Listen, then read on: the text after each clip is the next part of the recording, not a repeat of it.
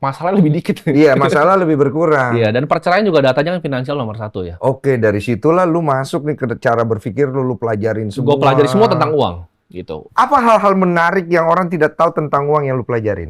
Salah satunya adalah tadi, nggak banyak yang tahu. Kan orang tahu data inflasi 1% kan. Tapi ya gue bisa tahu karena gue bagi beras. Jadi ini gue sekalian ngedata juga. Selama 2 tahun terakhir gue bagi setiap minggu tuh sekitar 3-5 ton beras. Setiap minggu hari Jumat itu gue bagi terus. Itu inflasi sekitar 23,5%. Jadi kalau sekarang tahun ini lo beli beras yang sama tahun lalu, itu berasnya harganya itu yang banyak gabahnya sekarang. Itu inflasi 23% beras doang. Pendidikan itu lebih tinggi lagi, bisa 30% tahun ke tahun. Jadi kalau misalnya Bang Densu ini kan pasti punya anak udah mulai siap-siapin financial planning nih, mungkin barang bini untuk anak ini ke depan sekolahnya pasti udah mau disiapin nih dananya nih.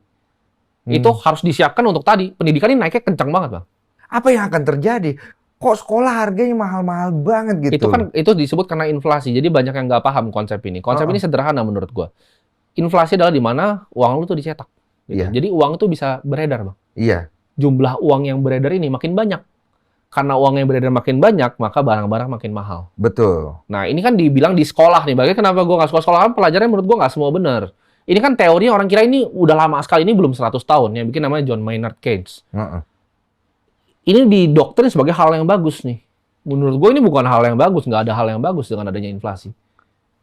Kalau 3% mungkin ada yang bagus, tapi kan realnya nggak segitu. Berasnya gue tahu 23,5%. Iya. Jadi ketika lu bekerja nih Bang, contoh ya, lu gaji UMR nih 4 juta. Dulu rumah 500 juta mungkin masih oke. Di pinggiran tapi masih bisa ditinggalin. Sekarang 500 juta dapat apa di sini? Ada nggak di dunia ini yang memainkan ini semua? Oh ada dong, pasti ada. Pemainnya ya ada pasti ya? Pasti ada. Untuk memainkan ini semua di sini, kan lu pasti pelajarin itu. Enggak, ini kan semua gamenya gini Bang. Let's say Bang Densu, saya kasih semua uang ada yang ada di dunia. Terus Bang Densu mau ngapain dengan uang itu? Saya? Pasti bingung kan, saya uang juga buat apa di ujung-ujungnya? Jawaban adalah manusia ketika sudah punya semuanya di dunia, yang dia mau adalah kontrol. Jadi kontrol itu format dari kekuasaan kan. Ini untuk kontrol. Jadi sistem fiat ini gue sebutnya, sistem fiat ini itu diciptakan itu di Jekyll Island. Jadi sebuah pulau. Ini zaman dulu ya. Presiden Amerika dulu yang pernah ngomongin ini pun nggak ada yang berani ngomongin ini. Dari ada sebuah kartel yang bikin semua ini terjadi seperti sekarang. Dan 1971 Presiden Richard Nixon itu lepas uang dari emas. Nah ini mungkin gue jelasin dari kertasnya dulu nih. Kenapa formatnya kertas? Zaman dulu orang transaksi pakai emas, Bang. Nah, gue kasih contoh sederhana aja. Kita ke zaman kerajaan kuno.